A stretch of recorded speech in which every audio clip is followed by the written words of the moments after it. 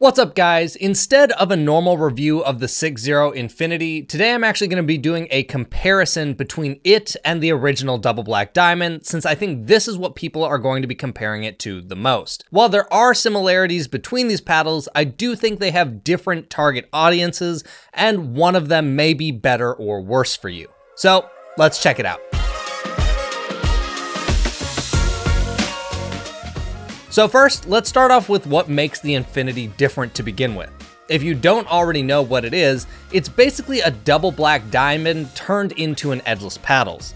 So here are the details of it.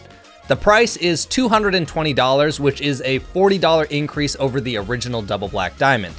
If you use discount code PBStudio, you can bring that price down to $200. It only comes in a 16mm thickness, has a polymer core, it's a hybrid shape at 16.25 inches long, has an average weight of 8 to 8.2 ounces, handle length of 5.5 inches, but do be warned, it's not the same as some of the 5.5 inch handles that you're used to on, say, a Carbon 1X or Yola Perseus and so on.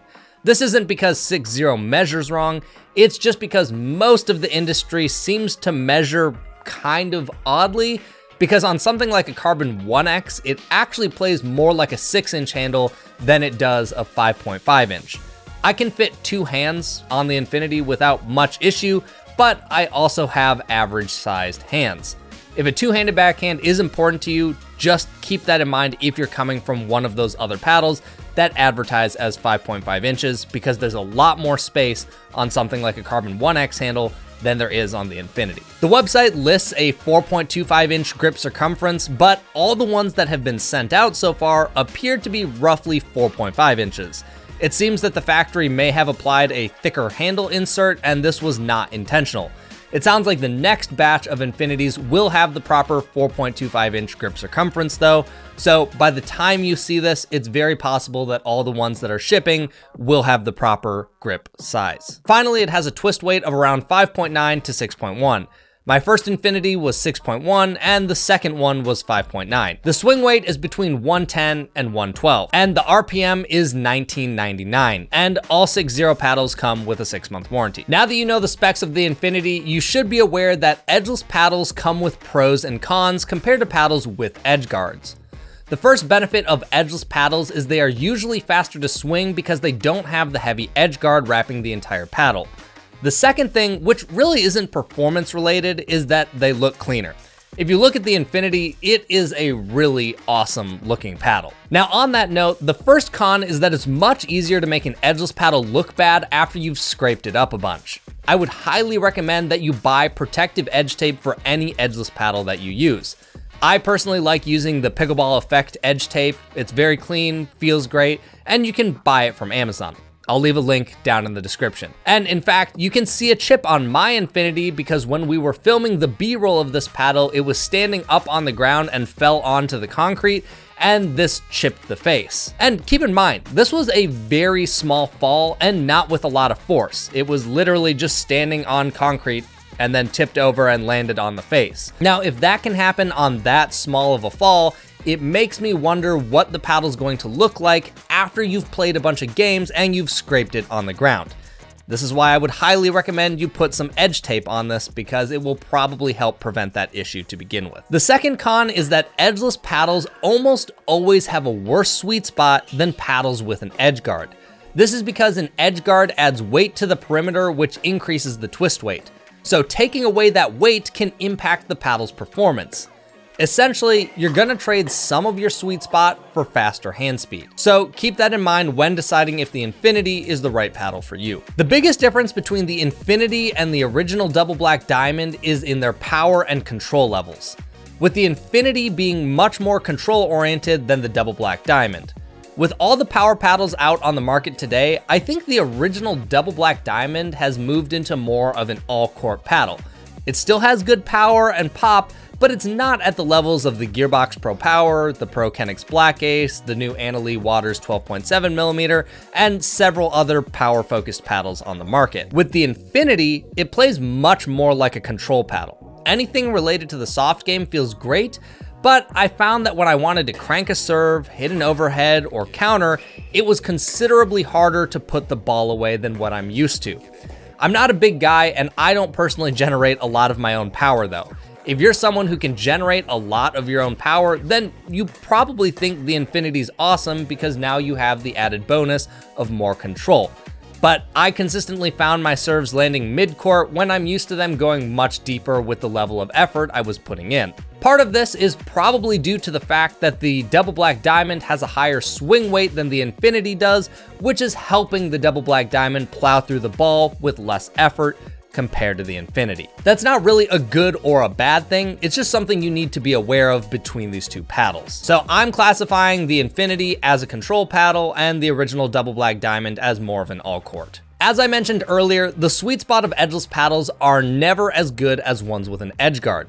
That still holds true with the Infinity, but I will say they have done a great job at placing weight in more strategic areas to increase the twist weight.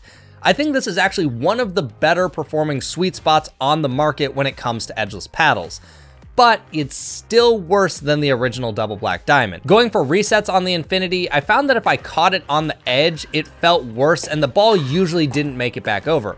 On the Double Black Diamond, it was a lot more forgiving in this area, and I felt like I could stay in the point longer without many issues. I didn't find this to be as much of an issue when dinking. It was mostly mid-court resets that I just found it was a little harder to find that sweet spot. You can watch this clip of me bouncing a ball on both, and you can see on the edges of the Infinity, there's much less energy being returned into the ball compared to the original Double Black Diamond. Now, I do want to share some miscellaneous thoughts that I had while playing with the Infinity.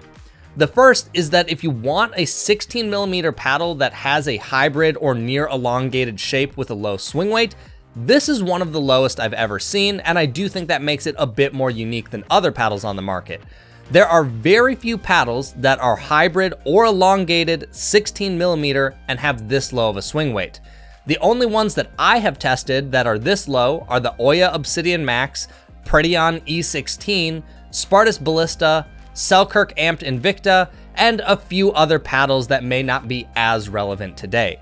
The point is, there aren't many paddles that fit a 16mm thickness and a very low swing weight. So there might be a group of you out there where that's the perfect blend of what you're looking for. I also wanted to share my thoughts on lead with this paddle. I didn't end up adding any of my own lead to the Infinity, and that's because I'm having a hard time picturing why you would want to do that. The primary benefit of the Infinity is that it's faster in the hand due to the lower swing weight.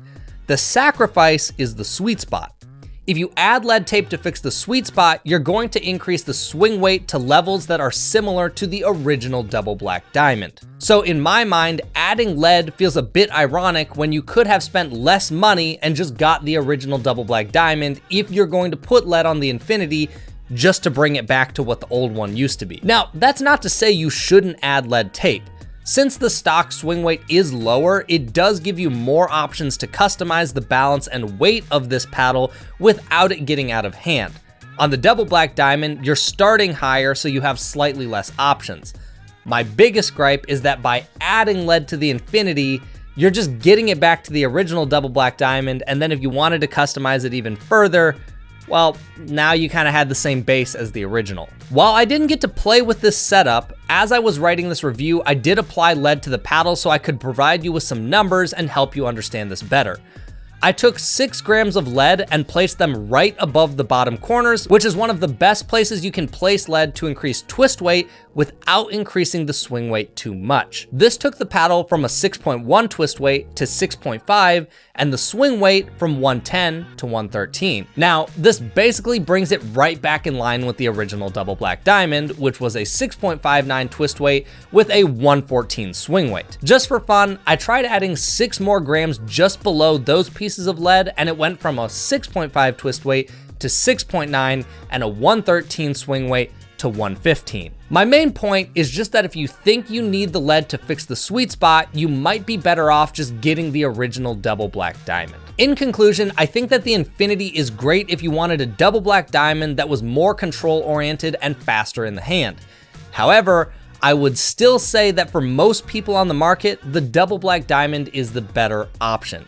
It's $40 cheaper, has a better sweet spot, and you won't have to worry about banging up the edges because it has the edge guard. I think the Infinity has a place in the market. but I believe it's more niche than the original double black diamond is. So choose the Infinity if edgeless, faster hand speed, and better control is important to you. If you want a bit more power, a better sweet spot, and are price conscious, go with the original double black diamond. Both are good paddles, you just need to understand the pros and cons of each. For myself, I would still choose the original double black diamond. Even if you took price out of the equation for me, I would still be choosing the original double black diamond because I find it fits my gameplay the best. But there you guys go. Thanks for watching, and I'll catch you guys in the next video.